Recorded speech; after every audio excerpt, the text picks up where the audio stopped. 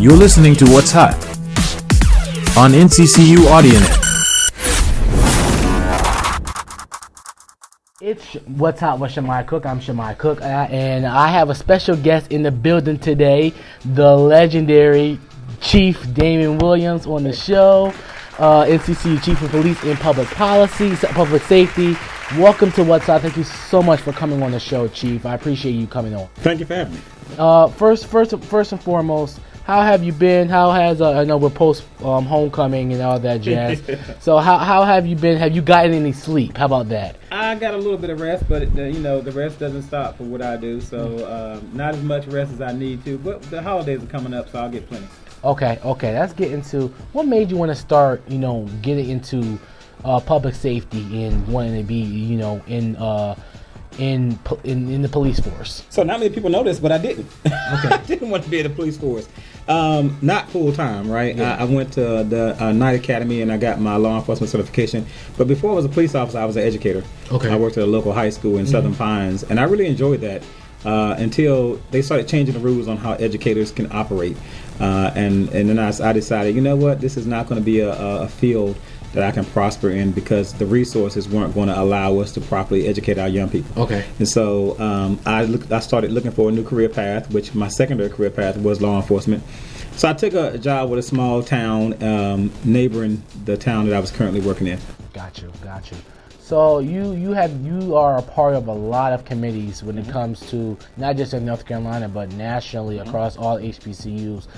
Talk about your experience working with other schools, other institutions, and how does that make your job a little easier?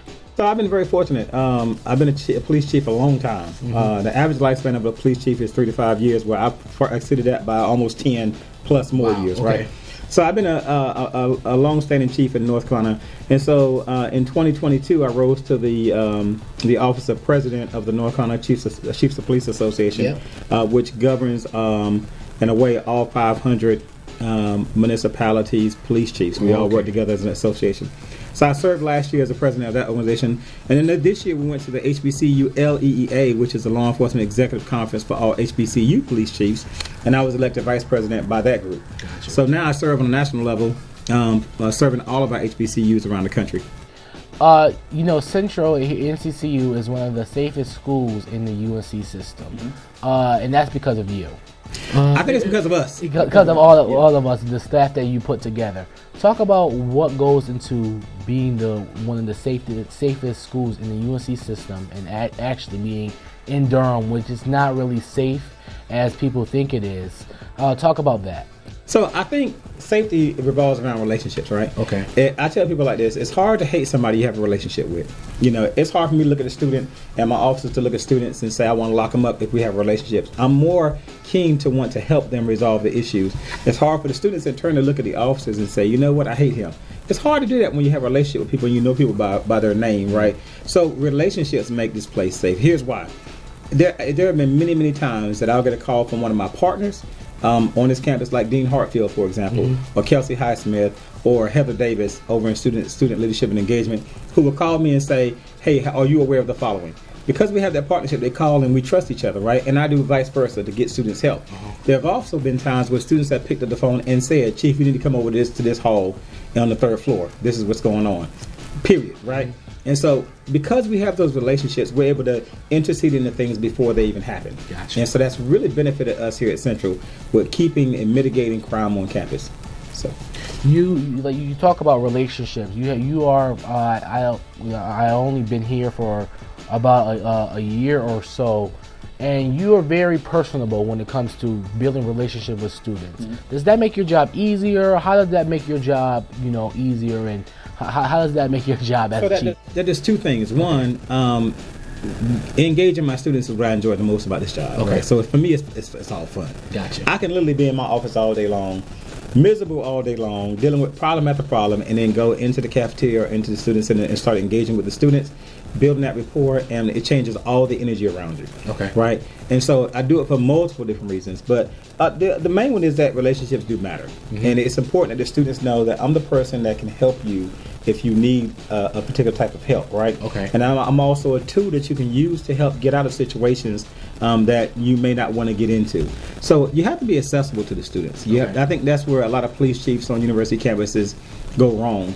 When I hear chiefs tell me, yeah, I'm sure none of my students know me by name, that's problematic, because no matter where you are, your students should have an identity amongst your student population. They should know that you're the person that's charged with their safety, and they should know how to reach you, and you should be accessible to them, so that you can resolve problems before they pop up. So, what are ways that students can stay engaged but safely here on campus, following the policies? So, I always tell students, we're not here to mitigate your fun at all. We're here to mitigate harm to you, right?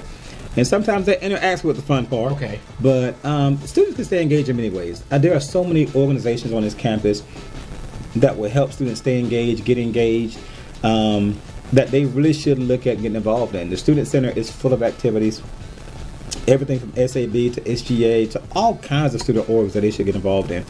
And that keeps you engaged, that keeps you connected with the overall campus as well. And it makes your experience here much more enjoyable. So there are a lot of different ways that they can get involved. Now, even with the police department, we have an internship that's normally available to our juniors and seniors. But that's another way if you want to learn more about what we do in this career field, that you can get involved in our internship program. Talk about your experience working because you're also an instructor also.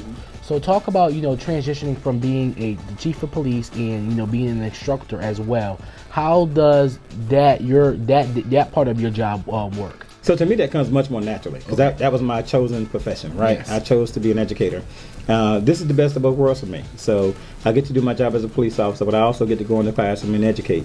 And so it's the best of both worlds, the best way I can put it. All right. I love teaching. Even though I left the education 20 plus years ago. Well, you have a lot of degrees, so that's 20 plus years ago. I have remained in education. I've continuously taught courses at the community college or at other universities and even online. So, my goal is to always be engaged with my student population. I love teaching. I love imparting the knowledge. More or less, I love learning from the students. Gotcha. Because the students always ask me, how do you know all our lingo and so on and so? That's a learning experience for me. You know what I'm saying? Listen, I used to be hip. But the older you get, then you start to realize I'm my mama. So they help keep me young and keep me in with the know with what's going on with their generation as well. And it helps me understand how they think. Why do they do this? Why do you all do these type of things, right?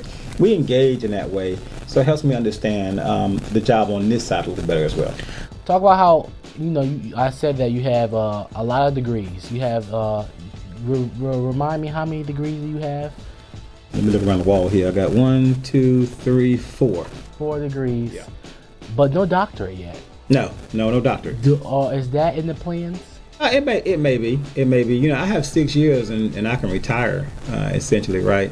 So a doctorate for me would be a personal accomplishment, a personal goal, a personal choice. Yeah. It's not necessary for the advancement in my career, because I'm at the pinnacle of my career now. And I don't plan on leaving Central. This is where I'm going to be to finish out my career. So it doesn't benefit me there, but it does as a first generation college student. Yeah. The first in my family to go to college and get an associate's degree. The first in my family to go to college and get a bachelor's, and then decide a few years later, you know what? I think I can keep doing this and go get my master's. It motivates me to want to say, you know what? I think I can reach that ultimate goal and become a doctor. So it might be a personal goal that I decide to pursue in the next couple of years. Okay, what's next for you, Chief? You've been here since 2020, I believe, right? What's next for you? So what's next for me is making sure that we get through the school year, right? We still got spring semester coming up. We're already planning for next year's homecoming. It's already planning, yeah. And not just that, but we're going to be hosting A&T here next year, so that's going to be a huge game for the Aggie Eagle Classic. That's going to be. How's that going to happen? Our stadium is but so small. We're going to have to talk about logistics. There's a lot of planning that's got to go into it, but we are going to host the Aggies here on campus. So that's going to be a game that probably rivals homecoming. When it comes to attendance and so on and so forth. Good money grab for the institution. Yeah, could be. Yeah. All right, thank you so much, Chief, for coming on the show. I greatly appreciate it. And you're welcome back anytime. All right, my man. All right, thank you so much. What's Hot? What's your mic? You're listening to What's Hot on NCCU AudioNet.